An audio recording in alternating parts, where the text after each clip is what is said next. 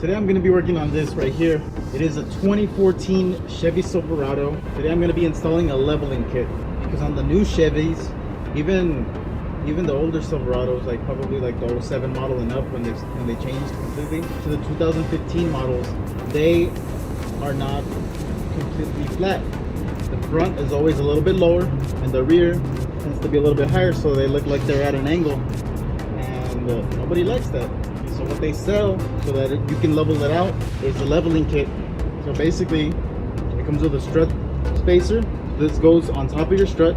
Your strut goes bolted on in these holes, and then these bolts right here go where the strut would go. So it's about a 1.5 inch spacer. It's a different type of suspension system than the rear. It will actually give you 3 inches in the front when aligned properly. For the rear, since they're leaf springs, you get a block.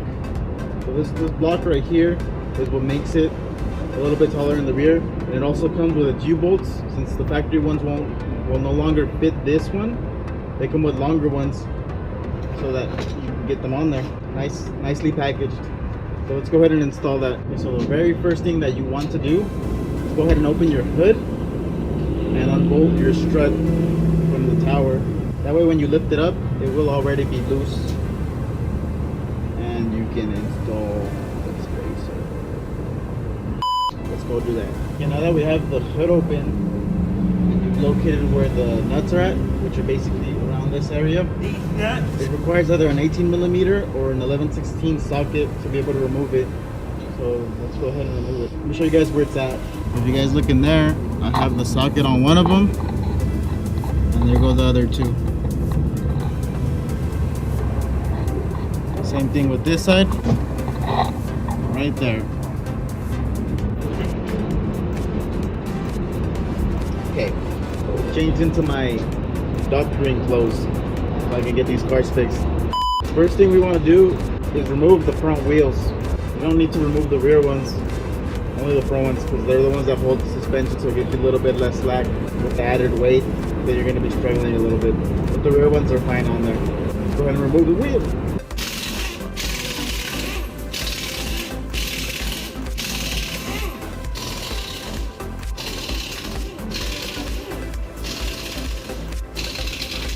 Okay, now that you have the front wheels removed, now basically all you really have to do is loosen up the suspension enough to where you can get enough slack in it to install the spacer.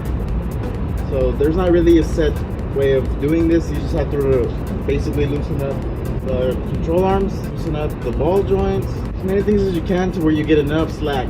So let's go ahead and do that. First thing I'm going to do is remove the sway bar link. It's a 15mm bolt here and here, so all you need is a wrench for the top one and a socket for the bottom one. We're going to do that to both sides, that way we can loosen up both of these lower control arms. Once you have them both removed, all you have to do is push on the sway bar up and it'll come out of here, and then pull the bolt out and you should be able to take out the sway bar link. Yeah, now that it's loose, you should be able to continue on to the next step. Okay, now that we loosen that up, next step to loosen up is the bottom of the strut. So we're going to remove both of these bolts right here. They're both 15mm bolts. So let's go ahead and do that. There are two different types of leveling kits for the front, and one of them is this style right here. So what this does is basically a spacer on the bottom of the strut. You guys can see I already put that one on. So with the work that we did so far, maybe not even requiring to take off the sway bar link, that was just an extra precaution just to make sure it's loose enough. You can actually just push on the strut and install it right away. So it's probably one of the easiest installs there is. Like this, you just slip it on. Since the bottom of the strut has 2 bolts, that's all you really need. Depending on how thick it is, it won't matter if you need to replace your bolts or not. But with this one, it's supposed to be like a 1-inch lift, you don't really need to replace the bolts. But since we're gonna be going for a 3-inch lift, possibly 3.5, 4 in the front, these are the spacers that go on top of the strut. So that won't be installed in first. That's only if you want to just install the bottom one, which they run for like around 30, 40, 50 bucks on eBay. Just make sure you get them from qualified companies, not from an independent seller. So you can either do that to level it out, or if you want it to be a little bit taller than stock, you put these ones on. So that's what I'm going to be doing here. So we need to get that in there somehow, but it's kind of small. So then we actually have to remove the strut to bolt this one on, which is not difficult at all. Basically with the process that we did, the strut should pop out right now. So let me go ahead and do that. there we go. It's a little tricky if you don't remove the tie rod, but it's still possible to get it out if you don't want to remove the tie bar. You just have to wiggle it out a little bit. The tricky part about installing these is that you have to line up your strut. So on Chevys, these top 3 bolts are made so that they only go in one way. This one being the leading one, the one that goes to the outside wheel, and this one goes to the engine. As you guys can see, it has a mark here. So this front bolt has to be lined up with the bottom so it bolts on well. It's a little sticker that indicates to you which side is the front. So if this is the front, it's only going to go in one way. You guys can see this is supposed to be the front bolt, and now it's been flipped completely. So it actually lines it up perfectly. You got to make sure you do it in that order. Know which one is the front bolt, and then you just line it up with the bottom. That way you don't have to disassemble the strut, kind of twist it and line it up perfectly. It does it by itself.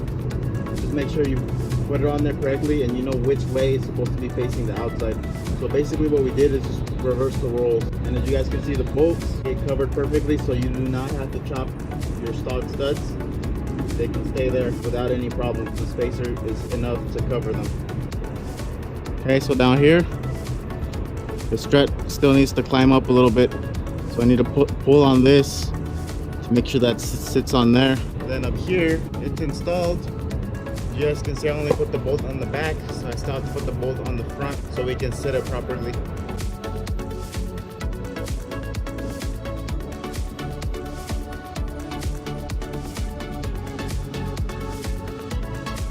There's a limiter on the suspension, which is this right here. It only lets you go so far before this arm hits. So what I'm gonna have to do to be able to pry it down a little bit more is either loosen these bolts or loosen this ball joint bolt right here, so I can get a little bit more flex in the suspension to be able to install the strut. To remove this ball joint bolt, all you need is an 18mm wrench, and just keep loosening it up. So we're just gonna loosen it up enough to where it gives us some slack. You don't want to remove it completely, just as much as you can without removing the nut, because it will be very difficult to put back on. So I just went ahead and smacked it with the hammer, and there you go, loosened up, opened it up right here, landed on the bolt. If you remove it completely, then it would just all fall off. So you don't want it to fall apart because it's going to be a little bit difficult. So now we should have more slack to be able to fit this in there. Okay, so since this kit is supposed to give you a 3-inch lift, it requires a lot more slack than all the other kits. So since it requires a lot more slack, we actually had to go ahead and do basically a full removal of the ball joint for the top control arm and loosen up all of the wiring. So basically just your ABS, brake lines, and the speed sensor. So I went ahead and took off a complete nut, completely removed it. But before you do that, there's a 10mm bolt right here, another 10mm bolt that goes right here, 13mm bolt that goes right here, so you can loosen all of this. Now that that's loose, it actually gives us enough slack to install that on there. So after all that, you basically just put it all back together the way you got it. But I wanted to see if I could install both of the spacers that they sell. So I got the top one in and I got the bottom one in. This is just a test. I'm not sure if it's gonna work when I try to put the suspension back to where it's supposed to go, but I just wanted to see if it's possible to put in 4 inches of lift kit without having to go to an actual professional lift kit, you know, just with spacers, while keeping the stock suspension, you know, comfortable and still working like it should from factory. It was a pain because I had to basically remove the bolts that I put to hold this, flex it over here, move this control arm a little bit more this way by loosening these bolts, and then this strut was basically leaning this way so it could line up perfectly straight with this. You guys can see the bolts go this way while the strut goes that way. So what I did is I moved the strut this way so I can line up the bolts properly and get it to bolt on. I don't recommend doing this because it is a very difficult job. It took me quite a bit to try to put all that because it's very, very limited flex that you have with this bottom rubber bushing, so it's a little bit difficult. It makes you work extra harder. So if it's possible and you don't mind working a little bit harder to get a 4-inch lift instead of a 3-inch lift, then you guys can do what I'm doing. So it looks like it does all fit back together. So there is the bottom strut spacer with the top strut spacer, and I was able to put this ball joint back on. So it looks like everything went on like it should. The only problem that I'm seeing that might occur is alignment. The wheel looks like it's angled a little bit, like it has camber, but it might fix as soon as the suspension compresses. The camber might go away. So what I did is I loosened, this is still loose. This actually has play for alignment, and it's set all the way to forward so that this arm sticks out as much as possible, giving me enough room to be able to bolt it on for the strut and to give a little bit less of a camber. There it is installed. All that's left to do is go ahead and put the lines back where they're supposed to go. Bolt them back on, the sway bar back on, and see how it looks. Make sure you go ahead and tighten everything that you untightened, and that's how it should look now. Okay, we're underneath the truck right now. You guys can see I have everything laid out right here. So we have the blocks, the other blocks in here, the new U-bolts, and you're gonna need 13/16 socket or 21 millimeter. First thing we're gonna do is remove the back shocks. I have the truck suspended above the air a little bit so the tires are not touching the ground. So that way when we disconnect this, it will drop a little bit, but at the same time, we don't want that to get stuck. So I have a jack here to keep it up whenever I need to push it up or down and adjust it so that slides out easily. And so I can put on the new block. This will help out a lot. I don't have a high lift jack at the moment, so I'm gonna be using my regular jack. So let's get started. First thing we're gonna remove are the bolts on the shocks. I'll do one side first, and then I'm gonna do the other side after I'm done.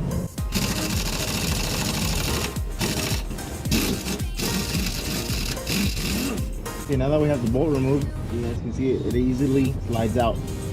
So now the next step we're gonna do is remove the U-bolts, the stock U-bolts, by removing these 4 nuts right here. These nuts? And that should loosen it up, drop the diff down a little bit, and it will give us the chance to slide in the new block and put on all the new U-bolts and bolt it right back up.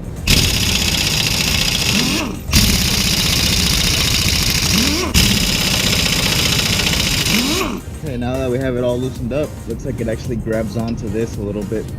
So I'm gonna have to pry it out. Okay, now you just remove the stock U-bolts. Take them both off.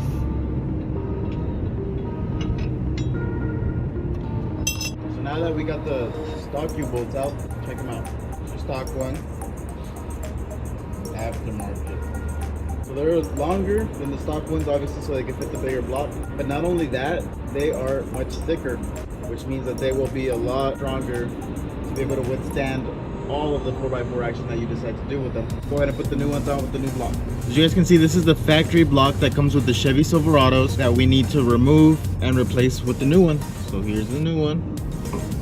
There's the old one. So side-by-side comparison. A little bit taller. So we already removed everything that was holding this together, but as you guys remember, I had a jack to hold up the axle. So now what I'm gonna do is lower that jack so I can align it and open up that area, take out the block and put the new block in. There it is. It's now separate. So what you do is you just pull it out. It goes the stock factory block. Compare it to the aftermarket one. Quite the difference, right? So now we will replace it. On this, it says front, so that lets us know which way we need it to go. And it has these little markings right here. So these go into designated areas. You guys can see here. This part of the leaf spring goes into here, and this one goes into the diff. So front, set it up the way it needs to go, and then slide it in. So it's quite bigger, so we're gonna need to open it up a little bit more. Let's see if that's enough.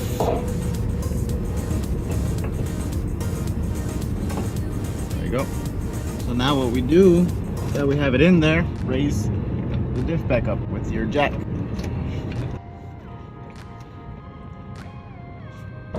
Make sure you get the leaf spring to get in there. Okay, if you lowered it down, it should look like this, where the leaf spring is completely sitting on the block, and the block is completely sitting on the differential. So as soon as you have it like that on both sides at the same time, you can't do just one side and leave the other side connected. You have to do both sides. So just connect everything on both sides, drop the diff a little bit, put both blocks, and then go ahead and lift the diff up, and it should all seat like this. If you don't do it at the same time, it will not line up properly and your wheels will be offset. One will be sticking out more on one side than the other, so we don't want that. So now that we have it on the blocks, now let's go ahead and put on the U-bolts. The new U-bolts that came with the kit. Go ahead and just place them where they go. Okay, there goes one. Make sure you put it in place where it's supposed to go. They do come with their own nuts and their own washers. So go ahead and remember to put those on. Okay, now that we got it somewhat on there, let's go ahead and put the new washers with the new nuts that came with the kit. Put all of them. All 4 of them, and then right now when we tighten it, it'll help it all tighten up properly. After you're done, it should look like this.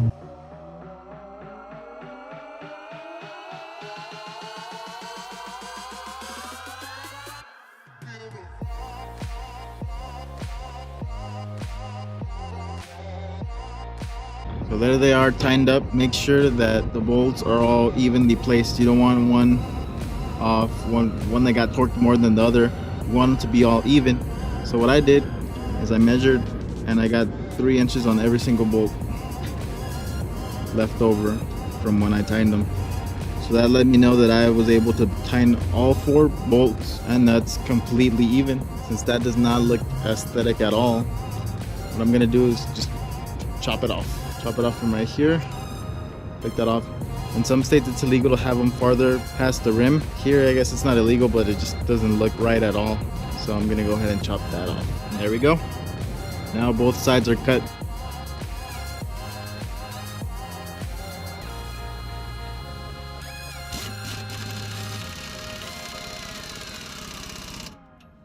Alright guys, thank you for watching. Now the only thing that you have to do after you did the install is take it to alignment. Very first thing you have to do, or else you're going to wear out your tires. Again, thank you guys for watching. Have a good day.